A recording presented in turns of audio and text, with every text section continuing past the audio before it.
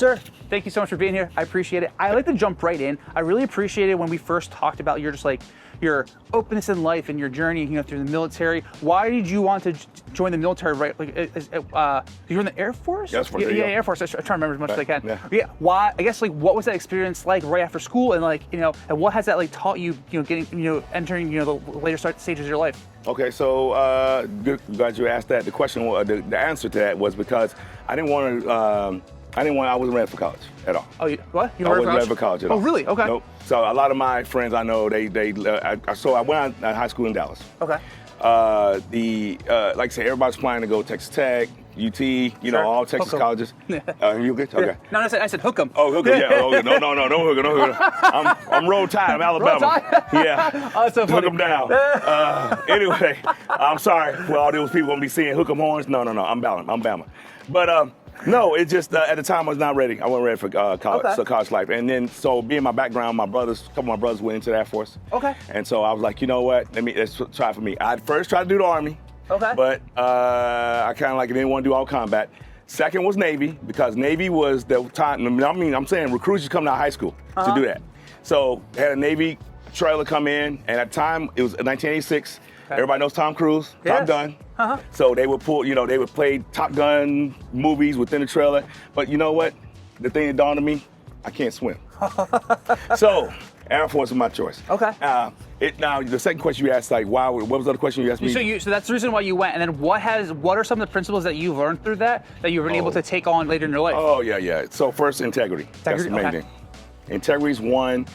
Commitment, because you got to do a commitment when you sign for the military. Sure. Integrity, commitment, and I think values. Values. Okay. Yeah, that's what was missing in my in my household. I mean, we had values, but the integrity part was another one that was missing. But my parents were strict. They never.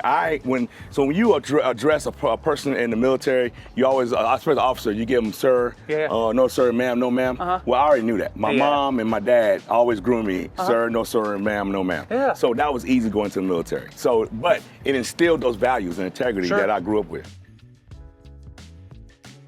You said because you just didn't want to go to college right away. Yeah, I wasn't ready for college. But I did finish my degree. Why did you say you weren't ready at the time? What about because I didn't want to, growing out of high school, I didn't want to, other people can go straight into something else. Yeah. I'm not that person going straight into something else. Okay. I have to, I want to experience other things than just being in school, being hauled down to school. Oh yeah, fair enough. That's for one. Another reason was because I wanted to, actually want to get out. I want to get out of there. I want to get out of Dallas. Sure. I want to be stuck in Dallas. From Dallas? Well, I grew up in Dallas. Yeah. I'm originally from Alabama. That's right, yeah. But my mom and dad divorced around the 80s, so we moved out when my sister got her acceptance to nursing school at Baylor. Oh, cool. So we all in my family. So let me back up. I'm the sixth of seven of us. 6 or 7? Yeah. Oh my God. I got 4 Big brothers, family. 3 sisters. Yeah. 4 brothers, 3 sisters, and of course an extra sibling. But yeah, and that's another reason why I need to leave. I also really appreciate when we talked about your I don't know if it's the right word, willingness, but you used to have such a loving presence about just experiencing life for every stage of your life. Why is that so important to you? Like you mentioned, you told me, slow down, we have kids. I think you appreciate your kids, take your time, go out, enjoy each chapter of your life for what it is. Yes. Why? Why is it so important to you? Because losing friends. Really? They passed away.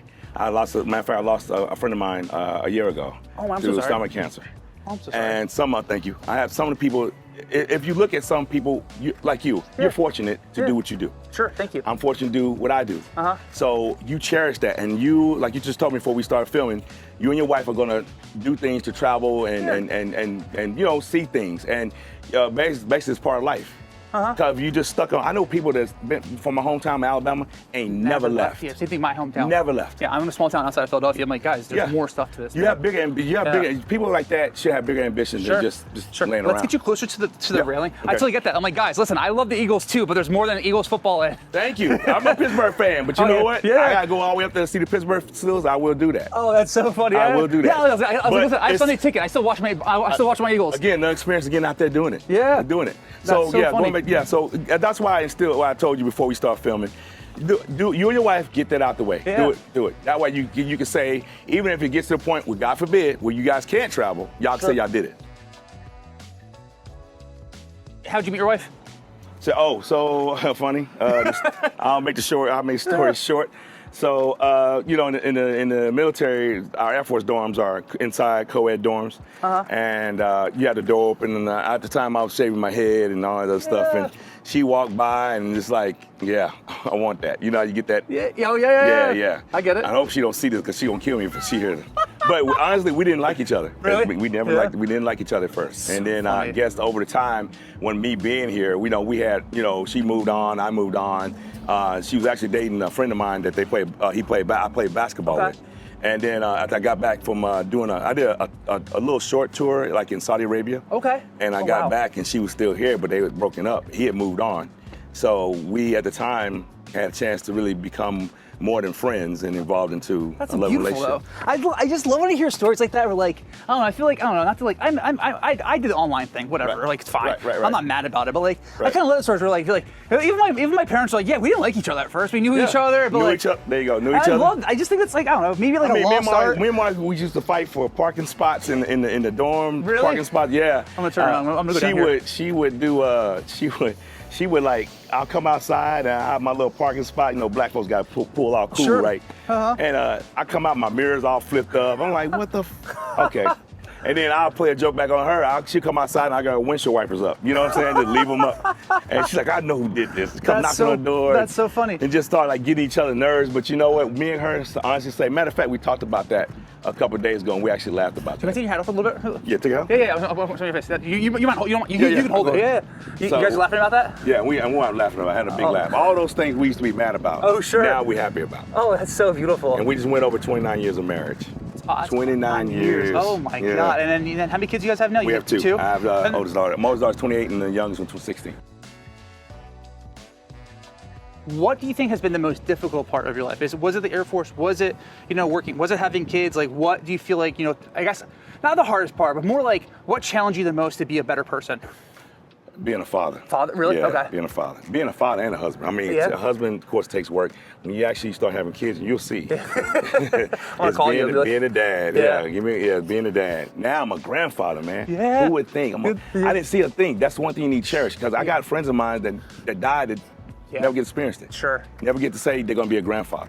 Matter of fact, the person I just mentioned that I told you passed away, my 16-year-old and his 16-year-old are good friends at school. Sure. And this coming up season for football, they have the father and daughter dance.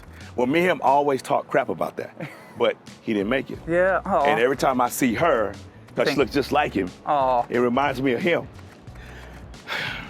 I'm so sorry. No, it's okay. No, we're good. It just, like I say, yeah, he was a good guy. I do appreciate that you take these moments though, and like, it seems like you don't take things for granted. Is that fair to say? I used to. I used to. Okay. Oh yeah, I used to. I didn't give a shit. Whatever. Being in the military, I thought I was a man. I could do this, I could do that. Breaking girls' hearts. Sure. Got to pay back on me. Yeah. Being drunk. Doing crazy crap. Being 20s and 30s. Yeah.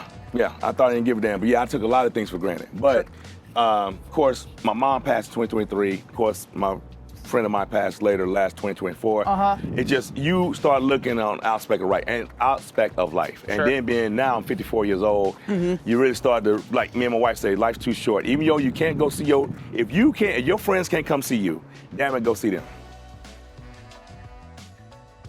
That was 10 minutes. I really do appreciate your your honesty, your life experience. Obviously that comes with age, but what is something that like, not only do you look forward to in your future, but like what are other moments for you to remind yourself not to take things for granted and just like be more grounded and centered? When I take trips with my wife. Really? Okay. Yeah, when I take trips. So when me and her had some alone time, that's the things, because before we got married, but when we was dating, before we had our kids, that's the things we remember about. We remember about being in the military, we're both broke. Sure. It was one time I couldn't even afford to go to Dallas. I mean, I'm here in San Antonio. Yeah. She couldn't afford to go back where she's from, Baton Rouge, Louisiana. Okay. But we would have time to, we actually, during Christmas, we was together with maybe $30 to our name, and we had Church's chicken for Christmas Day. Those things the littlest things make things memorable. So all those trips you and your wife take, I'm pretty sure they're memorable, right? Yeah. But I know it probably within that trip, those trips, you can look back at something like, oh, I remember she dropped ice cream, or I remember she put one on my nose and played around, or whatever. Yeah. But it's the fact that you treasure that moment, and like I said, when I and I'm not trying to go off board when I say this, your parents not gonna be there forever. Yeah. Okay, so like I said, get your ass up there, see him when you can. Cherish the moments. I know they get on your fucking nerves. No. They get on my folks get on my. I'm sorry, I mean you. No, my friends get on my. Hey, family get on my nerves. I cry because my parents are very young. So like, I'm 33. My mom's 54. My Okay. dad's 50. My dad's just turned 59. And I make the joke, they're gonna be around forever. Yeah. and I love that. Forever. I think it's so cool. I think that's cool that I had parents that are not that big age gap where I don't have to worry about that. And they keep being like, I'm not gonna live forever. I'm like, you still have another 30 years to be annoying me, so it's fine. Yeah. But Awesome. but to say you never know, Yeah. but just take advantage to be with them every chance you get. And that's why I cherish life. And then, of course, losing my mom, losing my friend, and I lost some other people, but I wasn't that close to them, but it makes me understand life. Yeah. And that's what I mean by they're not going, just for instance, Malcolm Jamal Warner. Yeah. He passed away.